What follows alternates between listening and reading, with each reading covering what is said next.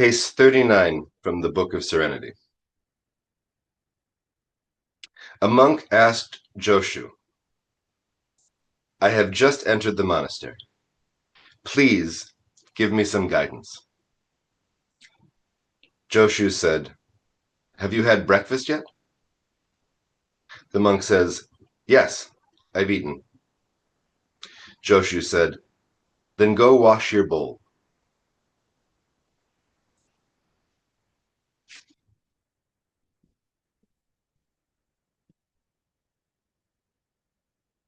I think we've all been there.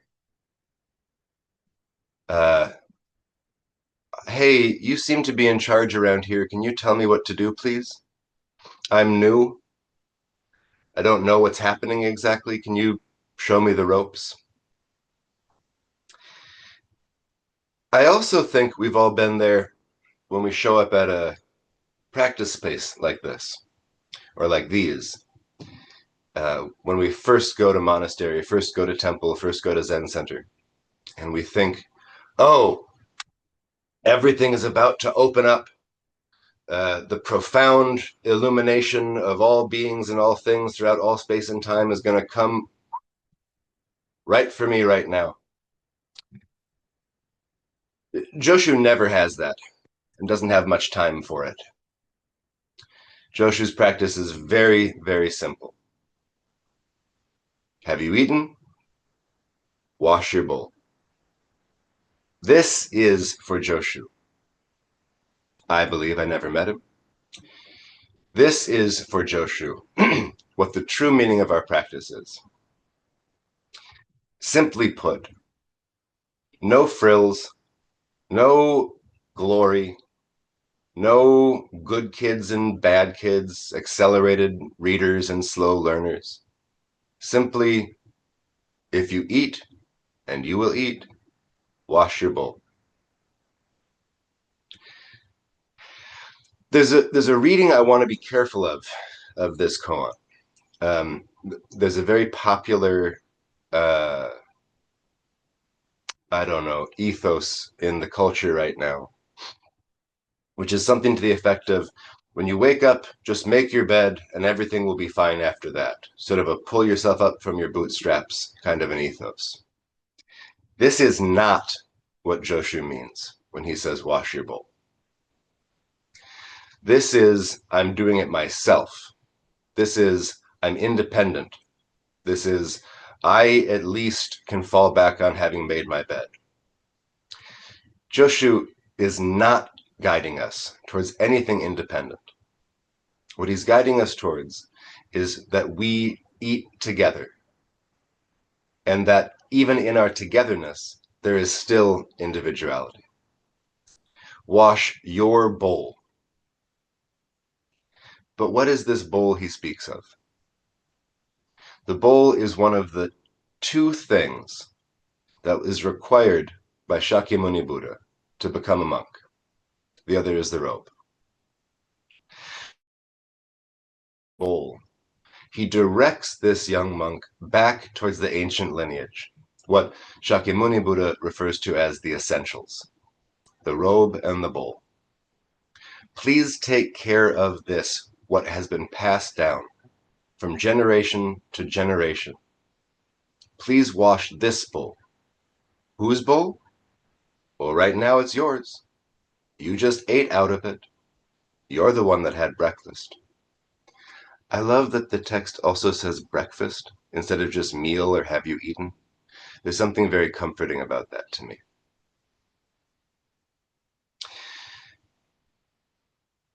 Now, when we see our bowl, we don't necessarily see the teaching of the Buddhas and the ancestors. Sometimes we just see a bowl.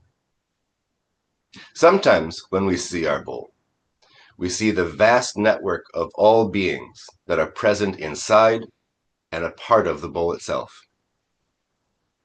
But we don't see it as just a normal, everyday bowl. We should know that at all times, this bowl is both the profound and complete teaching of the Buddhas and ancestors and just an ordinary bowl. There is no time when it is one or the other. It is always intimately both. This koan begins with this introduction. When food comes, you open your mouth.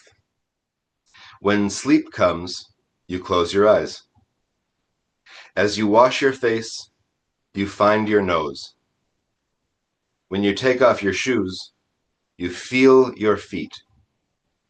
At that time, if you miss what's being said, take a torch and make a special search deep in the night. How can you attain union?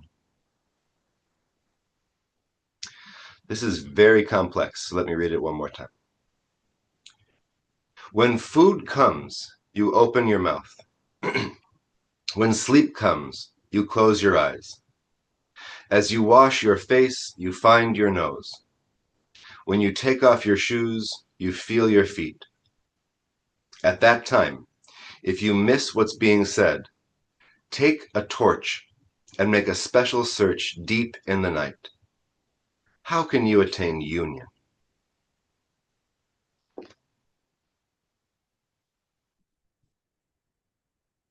One of the most difficult things for human beings to do is authentic action, what is elsewhere called a compassionate response or an appropriate response. What this koan is trying to point us to is that we don't have to work so hard for that. When food comes, we naturally open our mouths. When sleep comes, we naturally close our eyes. When you're washing your face, naturally, you find your nose. When you take off your shoes, you naturally feel your feet. However, the next line points out that this is difficult. At that time, if you miss what's being said, and by what's being said, I think we should hear it as the voice of the universe, the voice of all beings, that what's being said is this moment. This is a voice that we can hear, that we can participate with. And if you miss what's being said, and oftentimes we will, take a torch and make a special search deep in the night. Now, I'm hesitant of metaphors. I remember once at Sanshinji, someone asked Okamura Roshi if the moon in Dogen always referred to enlightenment. And Okamura Roshi responded, the moon in Dogen always means the moon. And I think that that's right. However, there are other levels as well. And one of them is the night. The night here, and oftentimes in the koan literature, refers to emptiness, refers to that place that we can find in stillness and in silence. It, I think, is referred to as the night because it's confusing in there. You have to grope your way through. There's no real way to orient. Emptiness doesn't mean that you're comfy in there. Emptiness can mean terror. Emptiness can mean complete disillusionment. And in fact, oftentimes that kind of emptiness is precisely what it means to experience psychosis. However, in this introduction, we're not being told to make the night the most important thing. We're told instead, take a torch, bring some light into the night. And I want to suggest that this is precisely what our practice of zazen is searching the night, searching emptiness, not from a place of reckless abandon or of a place of trying to be the darkness, but from a place of meeting light and darkness simultaneously, of taking this torch and bringing it into the night, and allowing the night to still be the night, allowing the torch to be the torch, allowing the light to be the light, and allowing my fears and anxieties, my confusions, my blisses, my enjoyments, all to be themselves as well. In fact, strictly speaking, did you know this? Each of those things are also beings, living beings. In the strictest interpretation possible of what a being means, it's every single feeling you've ever felt is one being, are all beings. Every single thought you've ever had is a being. You right now is one being, and you in the next moment is another being. And when we vow to free all beings, it means freeing all of those too. It means freeing your hatred. It means freeing your disgust. And not just in general, but each individual moment of hatred, each individual moment of disgust, which can feel like a lot of work, and is not maybe the most pleasant thing to do, if we're being honest. But neither is doing the dishes. And this is precisely why Joshu reminds us, just wash your bowl. There is no hope of the bowl ever being pure, you know.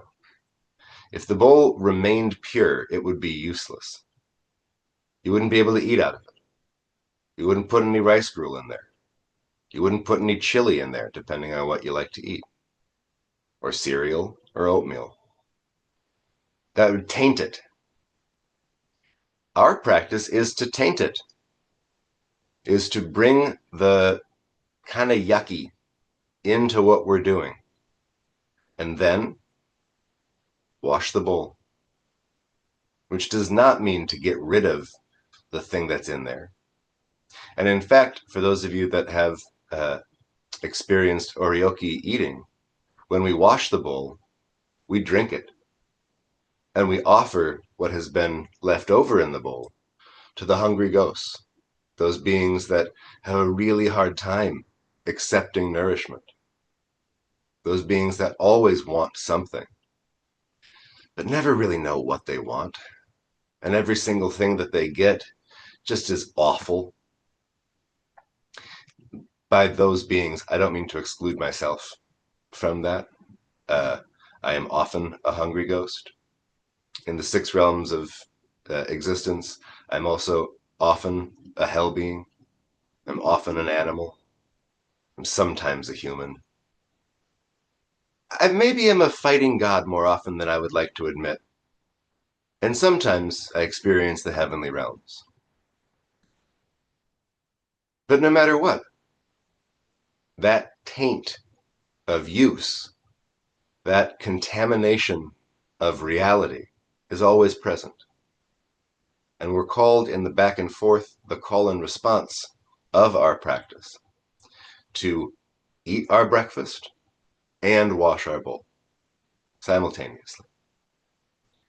We're called to make a torch and bring it into the night, where beings might be waiting for us, terrified themselves.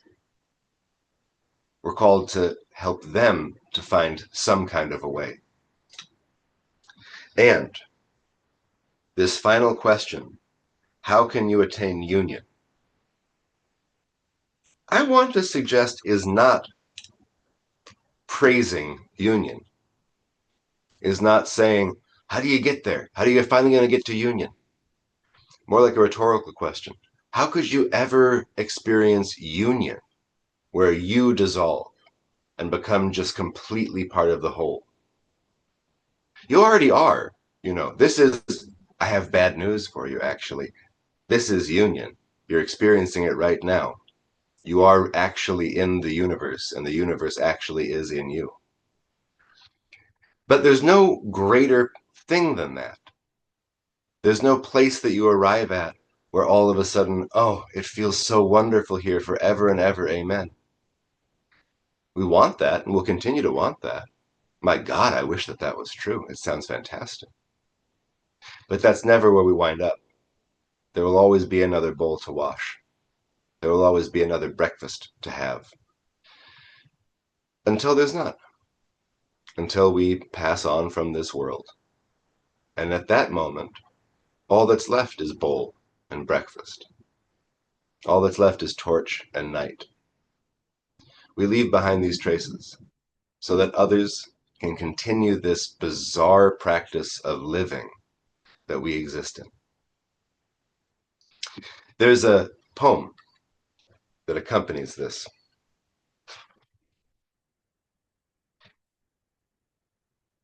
Breakfast over. Oh, I should say, sorry, I don't like the poem. I like poems a lot. I don't like this poem. Breakfast over, the direction is to wash the bowl. Opened up, the mind ground meets of itself. And now, a guest of the monastery, having studied to the full. But was there enlightenment in there or not? Here's why I don't like the poem, and I don't know if it's the poem itself or the translation of the poem. This line, the direction is to wash the bowl. And I don't think that this is a direction, other than in the sense of a cardinal direction, a north or a south or an east or a west. For the movement to be automatic, authentic movement, for the response to be appropriate, no direction is necessary.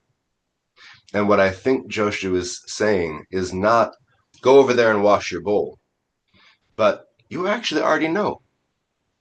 When it's time to wash the bowl, you wash the bowl, and that's it. This is not direction, this is confirmation. This is not a manual. This is compassionately saying, you're doing good, keep it up. And we're extremely liable to miss those moments when somebody tells us, you're doing good, keep it up. We're much more easily caught by those moments when someone tells us, you're doing a bad job. And I think we bring that prejudice to our reading of the koans, or reading of the sutras, or to our own practice of zazen. So I think it's important in every moment when we can disabuse ourselves of that prejudice towards self-hatred to do so. Now, I do like the next line. Opened up, the mind ground meets of itself. So what does this mean to open up? Because again, I think that we can hear that as something strenuous. For those of us that spend time in sitting zazen, it can be kind of a rigorous thing. It can involve some effort. It can involve some pain. It can involve some strain on the body and the mind. And my God, it can be boring. But that's not this. This is not saying, open up, rend yourself open. This is the same way that the bowl is open. The bowl is already opened up, naturally, of itself. And because of this, the mind ground meets of itself. That when I experience the bowl and the bowl experiences me, we meet collectively together in the great mind that is all beings, that is Indra's net.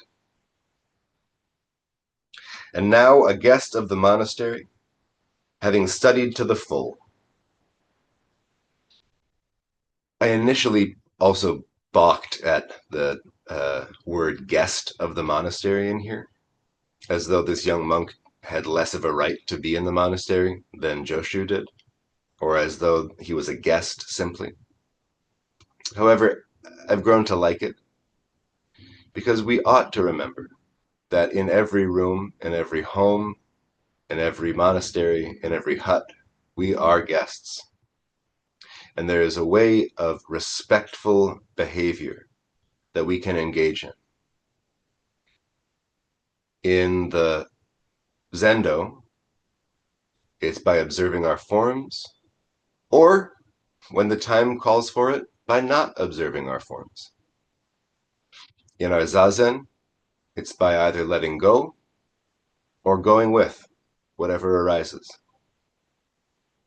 In the field, it's about planting and nurturing and reaping.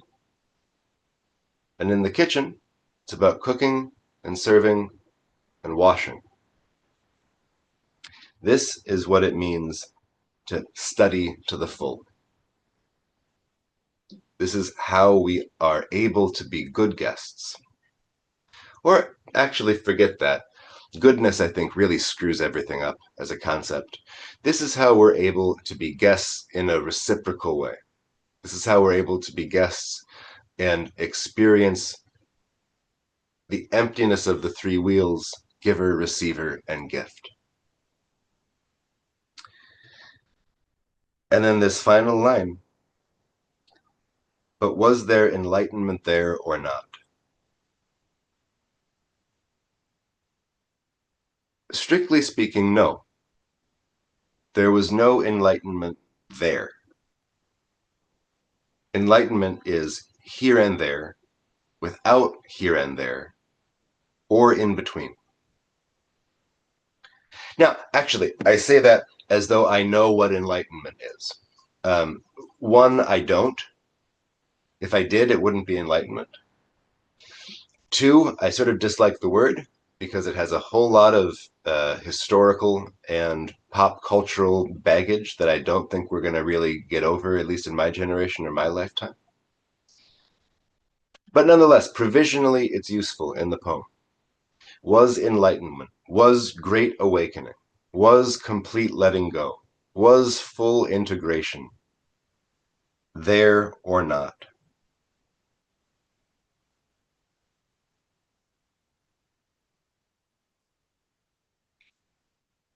I want to go back to the Bahia Sutra, an early sutra of the Buddha where a wealthy merchant loses everything.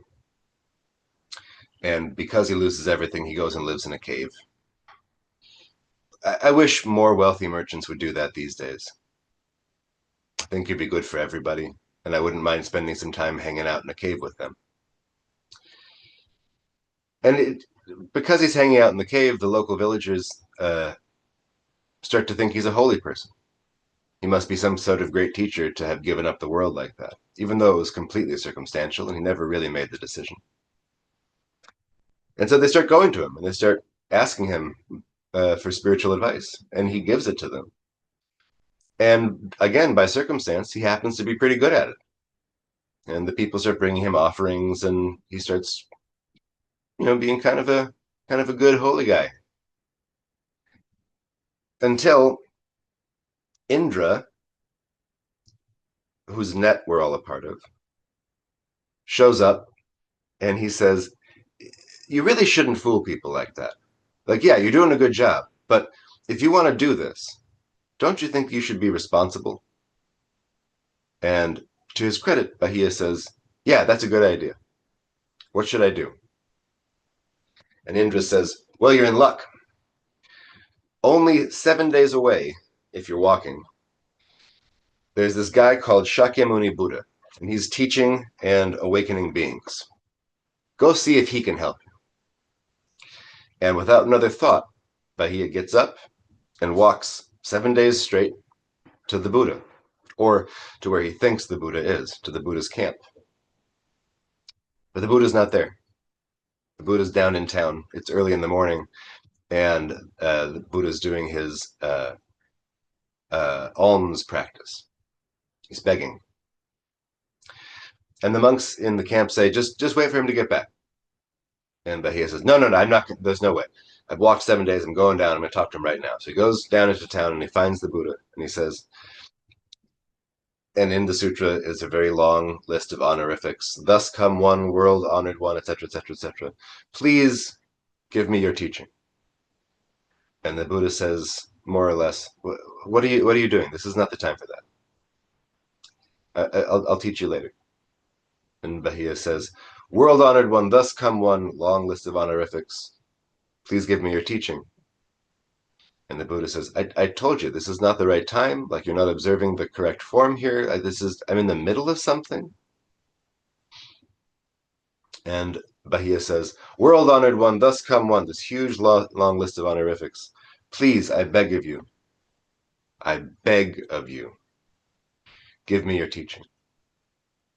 Bahia, I think unintentionally, scolds the Buddha and says, this is the time for begging, and I am begging you. And the teaching that the Buddha gives to Bahia at that time, because he finally accepts and gives the teaching, is when you see, let there be only the seen. When you hear, let there be only the heard. When you taste, let there be only the tasted. And he goes through all the senses. And then Bahia says, is that it? And the Buddha said, no. Then you will train that seeing there is only the seen, hearing there is only the heard. And Bahia says, is that it? And the Buddha says, then, when in seeing there is only the seen, and in hearing there is only the heard and the rest of the senses, this is the end of suffering, where there is no longer any you or I, no longer any here, there, or in between. And in that moment, Bahia is completely opened up, has a real bang on the head moment. And he says, I want to be a monk. And the Buddha says, do you have the essentials? The robe and the bowl. And Bahia says, no, I'll go get him. And he runs off. But as he's running off, he gets in between a heifer and her calf. And he's crushed to death because the mother cow is terrified.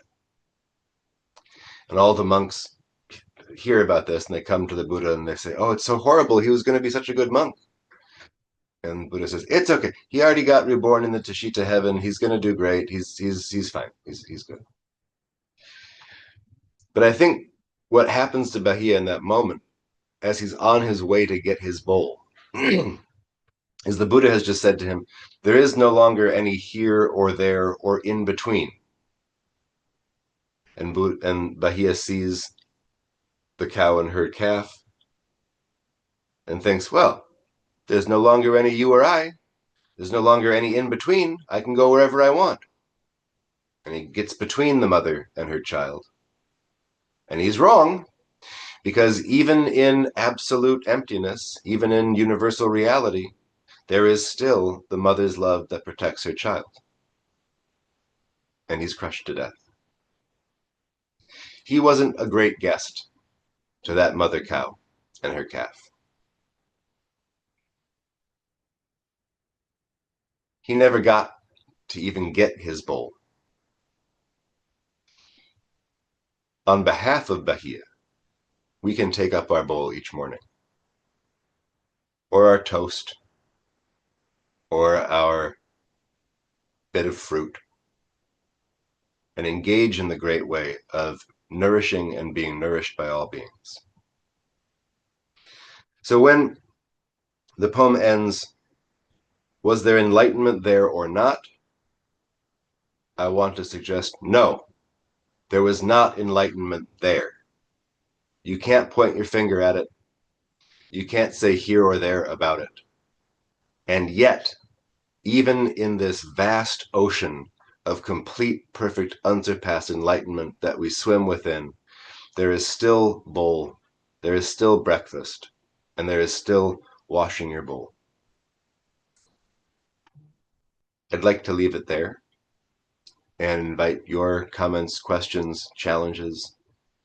And also just want to say that I look forward, because so many of you are my just dear friends, to washing our bowls together in the future.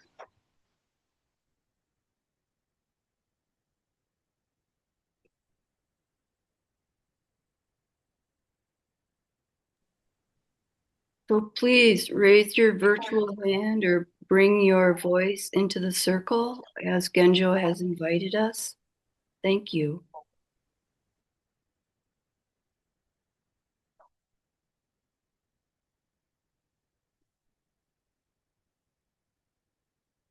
Hello, Genjo. It's so good to see you. Um, I was very intrigued by what you said about our thoughts and feelings as they come and go, our beings in and of themselves. And I'm reading a book called Forest Euphoria about queerness and nature. Hmm. And um, it reminded, anyways, it's like how to get beyond categorization. It starts with, gender, sexual expression, all. And and she's talking, she will get into nature. So anyways, it's very radical. Language is very limiting, but anyways, it's very radical to think about that kind of intimacy with ourselves and the world, to think of them as beings. I, I mean, it really scrambles my brain. It's very, part of me says, well, is that othering my thoughts and my feelings, or is that what you're saying about respect, regard, Hmm. that deep tenderness? Anyway, that's all I can say. I don't know if it makes any sense. So thank you for listening. Two things come up for me about that. One is when you say, is that othering? I just wonder who is the one that is othering who? I don't know who, uh, I'll leave it at that. I don't know who's who. Um, and that the other piece around beings, a practice that I took up years ago after Ken Ford talked about it. Um, just Ken Ford. Um, is bowing at roadkill when I'm driving. He said that he noticed Katagiri Roshi used to do that, and so I've done that for a long time. But when I first started doing it, I um, I was barely watching the road itself. I was like mostly watching the ditches, like trying to see like where's roadkill, where's roadkill, where's roadkill, and it was a little dangerous, I think, actually, because I was not fully driving. But also, I found myself bowing at all kinds of things, like bags of garbage or semi tires that have blown off, or things like this. Things that I at first thought weren't beings. That's not a dead animal. That's just some garbage. And then I thought, well, how absolutely disrespectful of a thought to say that the carcass of a raccoon is a being, but the carcass of a tire is not. Does that take up less space in the world? Is that less important because I don't consider it to be living? And in fact, this is one of the three. How does that teaching go? The three delusions about beings. Um, the first delusion is that there are sentient and insentient beings. The second delusion is that there are living and non-living beings. And the third delusion is that there's other beings and me.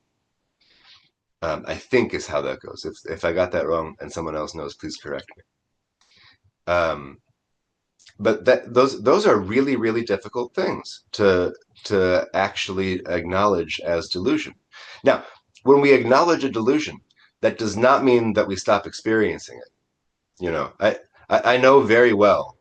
I have acknowledged plenty of times that there's no central self here, that there's no original Genjo that is this thing. I still experience him all the time, and there's nothing wrong with that. Our delusions are only problematic or only harmful when we act like they have to be the only way that things go. Um, So I will still have delusions about this shell uh, being a insentient, non-living thing. That means it's not a being. Yes, it is. It is a being, and it's deeply deserving of my respect. And this shell I respect by blowing it. It has a little hole here. That can be. I'm not going to do it right now because it's very loud, but it can be made into a trumpet. That's another one of the delusions, by the way, is to look at this thing and say that's just a shell, when it also is a trumpet, and it also is a flower pot, and it also is a home, and it also is food for some other thing. So we look at this thing and we see one thing. Other beings look at it and see something else. All of that is equally valid, even if we don't see it from those other beings' perspective. There's a long section in the Mountains and Water Sutra that's about that exact thing.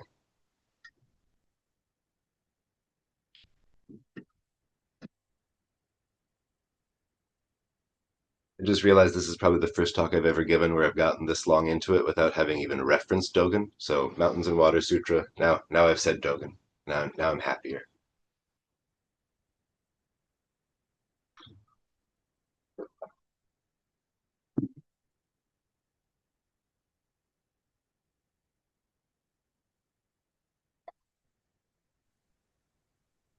It's good to see you. You too. Very good to see you. Sending you bows and hugs and good things. What I always appreciate and experienced again is your succinctness and clarity about something that is neither succinct or clear. So I'm just really enjoying that. I sent out an unnecessary email really to my two fellow staff people, Gage and Noah, and said, I highly recommend that you listen to this talk. And that's because you are somehow clear without being irritating about it. It's like, you may be clear, but I'm not, and this isn't helping. But I think you have a real gift for being helpfully clear, despite the fact that there's always grasping. I mean, I was just thinking this morning what a jewel mistakes are.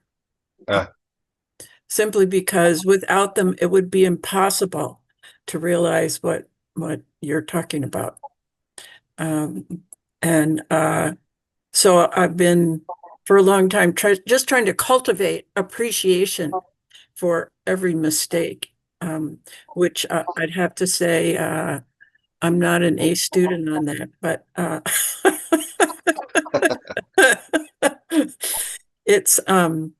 it gives me a way of staying present, which I'm very good at escaping. So I'm so glad to see you and hear you, and that we finally got a talk out of you here at Hokiochi. And may your life go well. I know it's full in every sense of the word.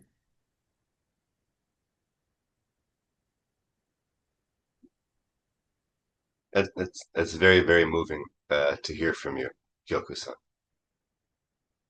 You mean a lot to me, and your words mean a lot to me.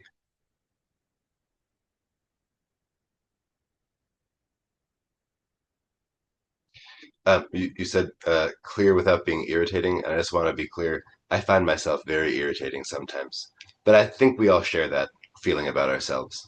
So I'm glad to be in good company with that. Sometimes I find you irritating too.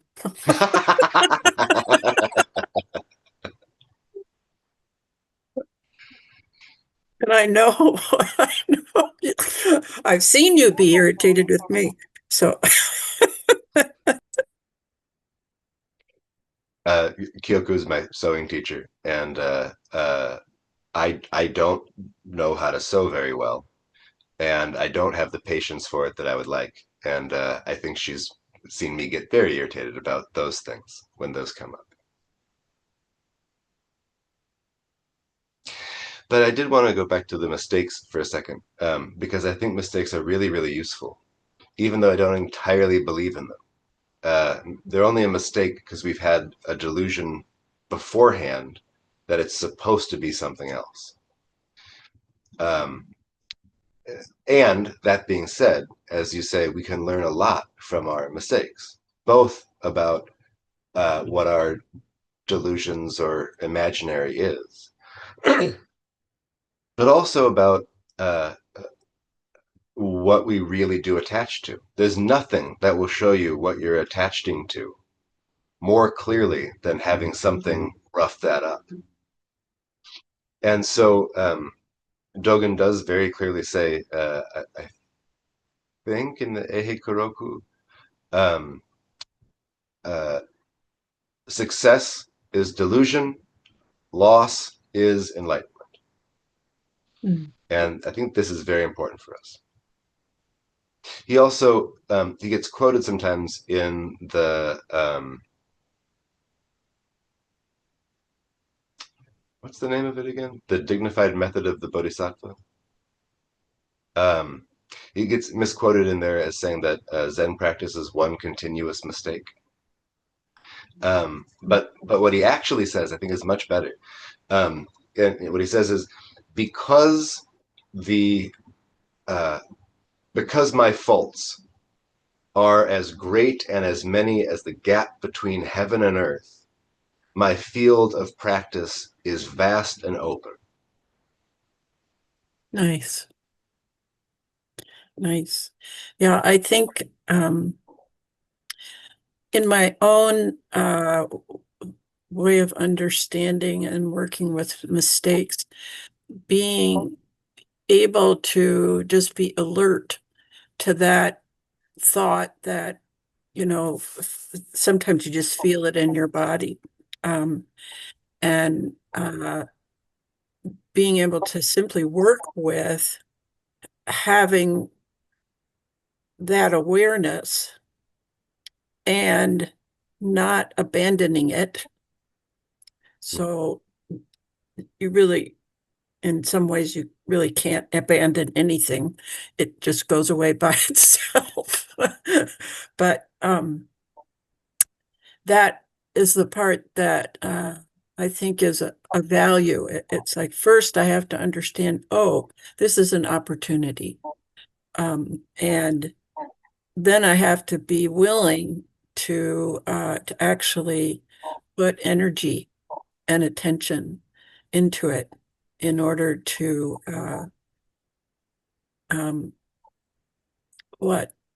realize something about this life that I don't. And a lot of times mistakes just aren't the companions you want for 24 hours a day. But it's made me, I guess, shut up and pay attention more is the way I think I would summarize it. And that's taken me decades.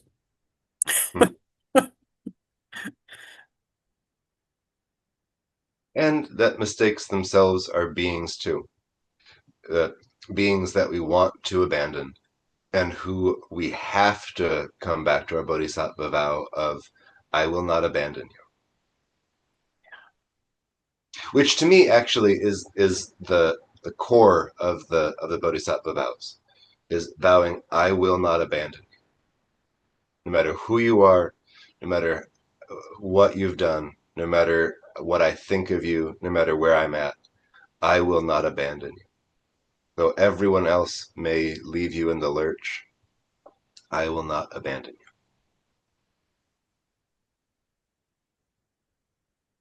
Yeah, I like the reverse expression of that also.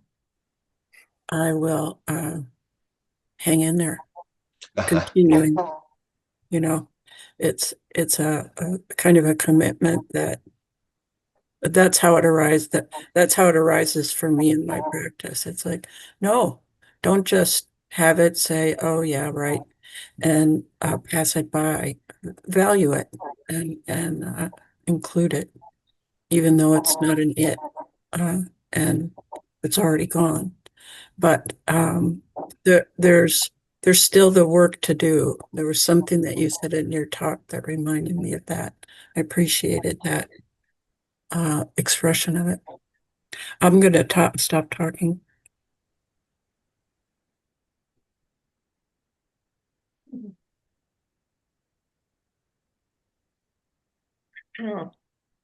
Hi, Genjo. I've never heard you speak, so I really appreciated your Dharma talk today, and I hope to hear you again. One thing that really struck me personally was when you used the word guest in your own home. So it's the tradition for me, and I love it. I do Thanksgiving for my extended family. They all have to kind of travel to Duluth. They're not in town here. So they come from, 3 hours away at least. And so I always view myself as the host. And as a host, I always, every year I've got notes. I know how much turkey to make. I've got everything down, all as the tenzo, to make this really enjoyable for my family. And I don't really know. I don't ask them, but some come back and, so anyway, it's a meal.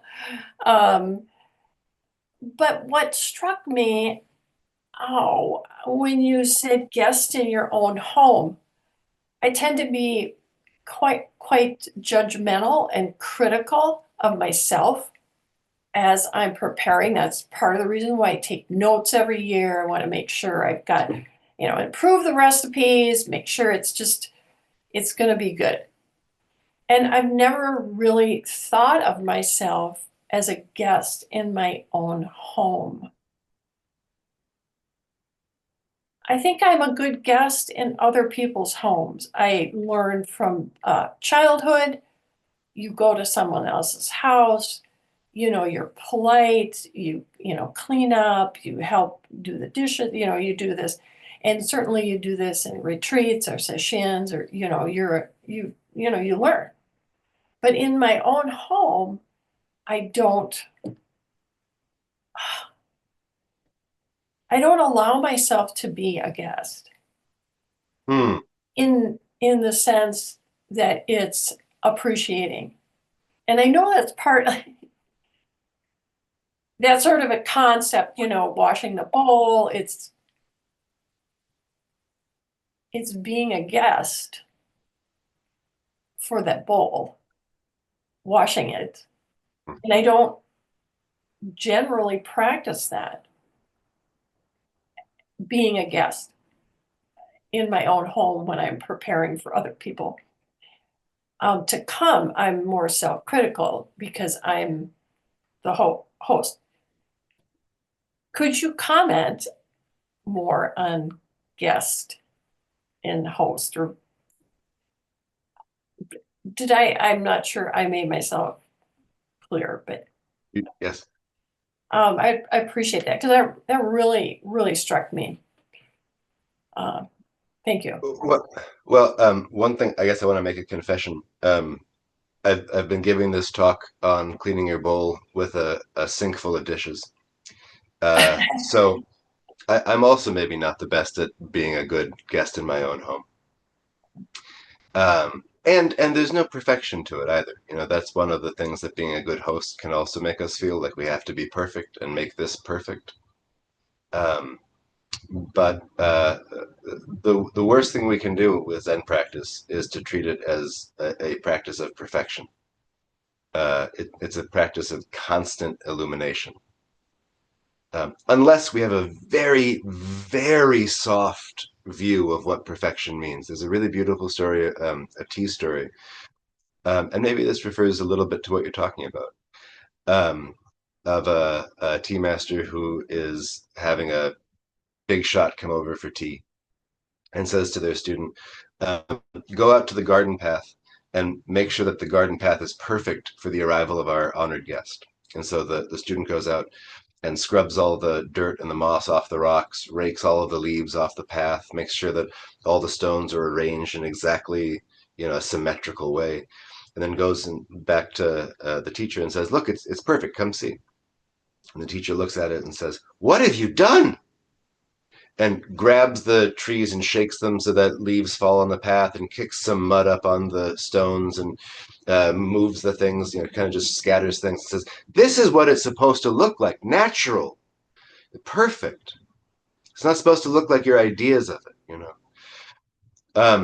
and so I think that there's a way that being a good guest means being allowed to relax, being allowed to go with the movement of the moment, and the movement of the wind. And there's a way that being a good host also means to relax. The worst thing you can do for your guests is to make them feel keyed up and anxious, because you're like, really like, oh God, this if I don't get to the turkey right now, just everybody shut up. It's no fun. And I think that that's one of the things that can be missed a little bit in some of the Zen literature, is that it's also supposed to be fun. We're supposed to enjoy one another. There should be laughs. There should be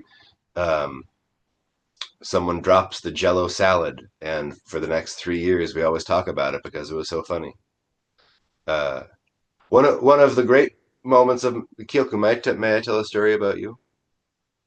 One of the great moments of my life in Zen practice was Kyoku and I were in the kitchen at Hokyoji, and it was in the residence back then, and we had to bring the food from the kitchen down the very, very narrow path to the Zendo, and there were hundreds of boiled eggs that day in our gray bins, and Kyoku took a misstep and just tumbled into the hostas, eggs flying everywhere, and she yells, "Oh fuck!"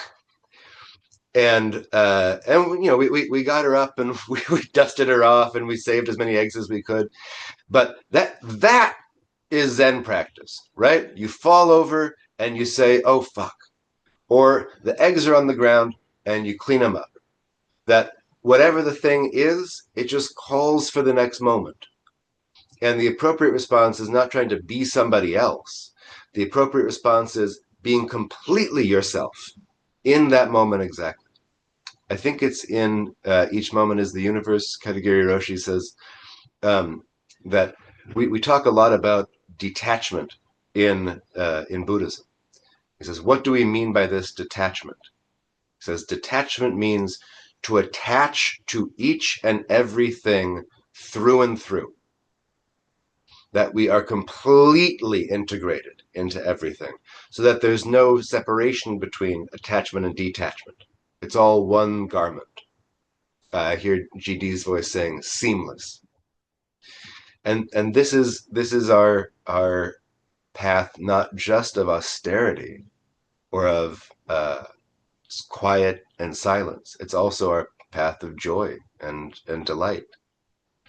And so the last piece that it reminds me of is the Rumi poem, This Being Human is a Guest House, where he says that this being human is a guest house. Every terror, every pain, every sorrow, welcome them in without exception. Who knows, they may be sweeping you out for the next delight. This has been an awesome, awesome conversation. And I'm sorry to kind of come in and kind of break it up a little bit. Thank you, Genjo, very much for your inspirational Dharma talk, your presence. And Kyoku did put a link in the chat if you want to offer Dana to Genjo. His PayPal account is in the chat. That would be awesome. And I just want to say too, I want to bring forward that our hope at Hokioji is bringing the next generation forward. And there are people on this call, or excuse me, in this virtual space, including Genjo and others, who we consider the next generation. So I just invite you to please, to your capacity, be present at Hokioji on behalf of us, our aspiration of bringing Genjo and other folks, practitioners forward, because this is our future. So I just want to kind of put a plug in. And I just want to bring forward the upcoming events. On Thursday of this week, we are going to be having a Practicing the Way retreat, Vipassana in Zen with Patrice Kolch and myself. And then on November 19th through November 23rd, we'll be Naturally Awake with Mark Anderson and Melissa Link. And then in December, and we will be bringing forward the Rahatsu Sesshin from December 1st through December 7th. And we're going to be bringing in the next generation. So if you enjoyed this Dharma talk, please come forward to your capacity for the Rahatsu Sesshin in December. One quick thing, GD. Yeah. Mark and Melissa literally just canceled Naturally Awake. Okay. Thank you for bringing your voice in. That's important information. So thank you. Okay, so with that, if you would please mute yourselves, I will chant the 4 great vows. And thank you again, everybody. Thank you, Genjo, for your beautiful presence in radiating Dharma talk.